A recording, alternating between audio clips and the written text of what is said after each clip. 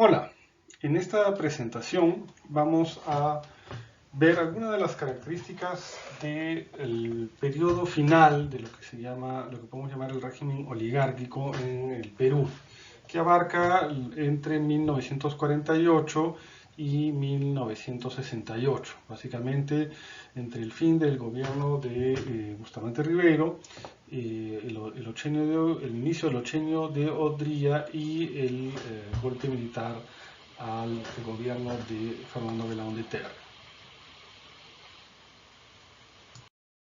Veamos primero cuáles son los gobiernos que se suceden en este periodo. En 1939 culmina el gobierno autoritario de Óscar R. Benavides,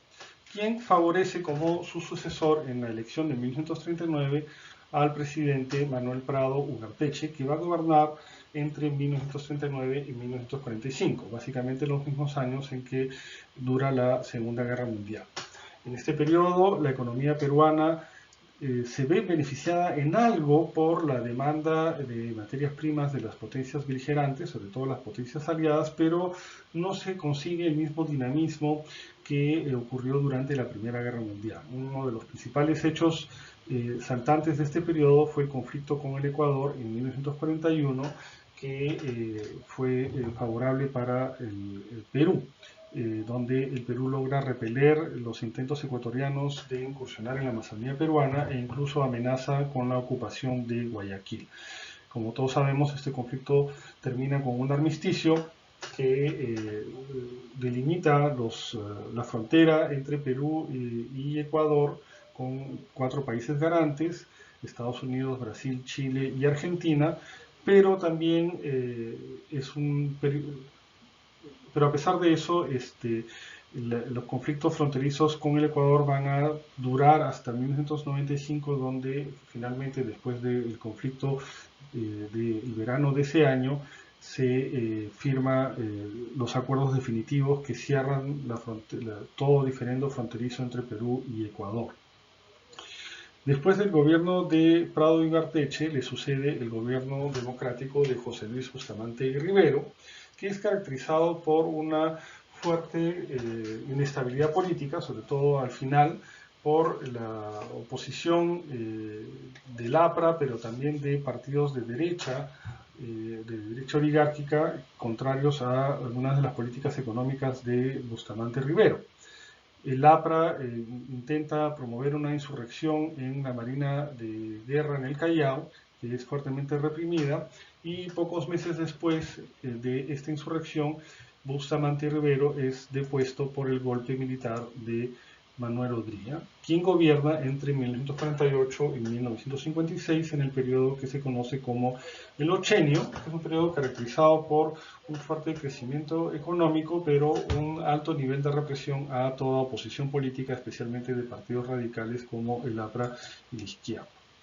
La transición democrática después del gobierno de Odría lleva a la elección nuevamente de Manuel Prado Ugarteche,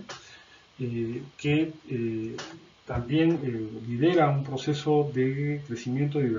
diversificación económica importante del país, pero que termina también con inestabilidad política y frente a la posibilidad de que el APRA pueda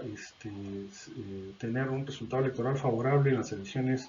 del final del mandato, Manuel Prado es depuesto por un golpe de una junta militar liderada por el general Ricardo Pérez Godoy, que gobierna durante un breve periodo de un año para preparar a las nuevas elecciones del 63, donde es elegido Fernando Belaúnde de Terry, quien gobierna hasta 1968. Es un gobierno también fuertemente caracterizado por una inestabilidad política, intentos frustrados de hacer reformas como la reforma agraria, una oposición fuerte del APRA y de la Unión Nacional Odrista, que agrupaba a representantes de los sectores más conservadores del neoliberalismo andino. Y frente al impasse político del final del gobierno de Belaúnde, este es depuesto por Juan Velasco Alvarado, que va a gobernar hasta 1975, liderando el gobierno revolucionario de las Fuerzas Armadas. Entonces, básicamente, este es el periodo entre el fin del gobierno de Bustamante y el fin del gobierno de Fernando Belaúnde, que vamos a analizar en esta presentación, que como vemos está bastante signado por una alternancia entre gobiernos militares y gobiernos democráticos, no hay una continuidad democrática y los militares en todo este periodo se convierten en un actor político central. ¿Cuáles son los problemas que tiene la sociedad peruana en esta última etapa del régimen oligárquico? Julio Kotler, en su libro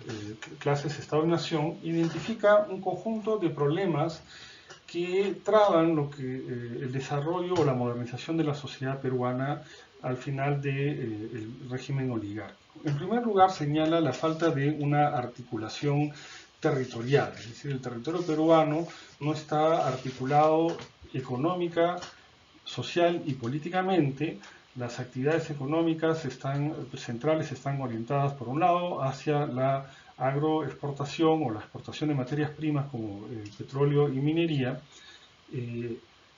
pero no logran constituir un mercado interno articulando otras actividades destinadas al consumo nacional como la agricultura, sobre todo la agricultura andina en manos de las haciendas gamonales y la naciente industria o la creciente industria nacional. Entonces, hay un primer problema de una desarticulación territorial y económica. Justamente los sectores económicos, los orientados a la exportación, como la minería y la agroindustria, y los orientados hacia el mercado interno, como la creciente industria por sustitución de importaciones y la producción agrícola nacional, sobre todo en las haciendas gamonales, no logran configurar una economía integrada, sino que más bien va a generar bastantes tensiones a lo largo de este periodo. Esto da lugar a una sociedad con estructuras sociales bastante heterogéneas, es decir, una sociedad donde tenemos, por un lado, un sector bastante moderno, integrado al mercado internacional a través de las empresas exportadoras de materias primas, como las empresas mineras, petroleras o las haciendas agroindustriales del norte, donde hay una fuerte inversión en capital y modernización tecnológica. Un pequeño sector creciente, urbano industrial, en las ciudades, articulados con los sectores comerciales, la banca, la industria y también la burocracia estatal, pero por otro lado, una sociedad mayoritariamente campesina, andina, de la sierra, que donde todavía persisten relaciones que podríamos llamar casi de servidumbre, sobre todo en el sur andino. Entonces es una estructura social que combina componentes de una sociedad industrial que se está modernizando, pero también de una sociedad más tradicional, fuertemente agraria, agrícola, y controlada por poderes locales que ejercen un dominio casi autocrático en sus haciendas, ¿no? Y en este momento también comienza a aparecer un sector urbano popular producto de la migración del campo a la ciudad. Entonces tenemos una sociedad caracterizada por estructuras estructuras sociales que vienen de distintos procesos de modernización, urbanización, industrialización, pero también la persistencia de un fuerte sector tradicional, sobre todo andino. Otro de los problemas es que el Estado peruano sigue siendo un Estado muy centralista, muy pequeño y muy ineficiente, sobre todo para ampliar los beneficios del crecimiento económico que se da en esta época al conjunto de la sociedad, o de resolver problemas de atraso social, sobre todo en la sierra del país. Y esta diversidad y heterogeneidad social también genera problemas para la construcción de una identidad nacional o una identidad colectiva más consolidada. Persisten problemas de racismo, de discriminación, de división entre sectores urbanos, sectores rurales, entre una oligarquía que se ve más como europeizante y una masa campesina mayoritariamente quechohablante, sometida a relaciones de explotación servil. Entonces, estos distintos grupos sociales difícilmente logran construir una identidad nacional más cohesionada. Julio Kotler considera que en esta época permanece viva lo que él llama una herencia colonial. La herencia colonial para Kotler está determinada por dos factores. En primer lugar, por el carácter dependiente de la economía peruana respecto del desarrollo del capitalismo internacional, lo que impide el desarrollo de una burguesía nacional, es decir, de una clase dirigente que conduzca un proyecto de desarrollo económico propio, un desarrollo de un proyecto económico nacional, una modernización económica pensada en los intereses del país y no en función de su inserción y los intereses al mercado internacional y a los intereses del capitalismo internacional. Entonces, esto es un carácter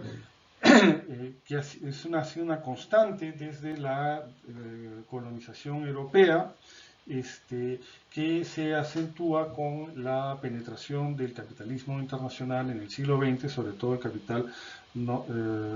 norteamericano. A pesar de que en esta etapa hay una diversificación de la economía a partir de la expansión de una industria que sustituye importaciones, pero que sigue siendo fuertemente dependiente de capitales extranjeros. El segundo componente de la herencia colonial es la persistencia de relaciones coloniales de explotación de la población indígena que constituye la mayoría de la población peruana. Esto reproduce formas de jerarquización social de tipo étnico-racial que mantienen excluida tanto de la participación política como social y su aporte más importante a la cultura nacional a la gran masa de la población campesina e indígena de los Andes del Perú. Entonces, estos dos factores son lo que Kotler llama la herencia colonial, que marcan fuertemente la sociedad peruana del siglo XX y que traban un proceso de mayor modernización social, integración social y construcción de una sociedad más, digamos, una sociedad moderna, una sociedad donde moderna y más autónoma respecto de fuerzas del capitalismo internacional.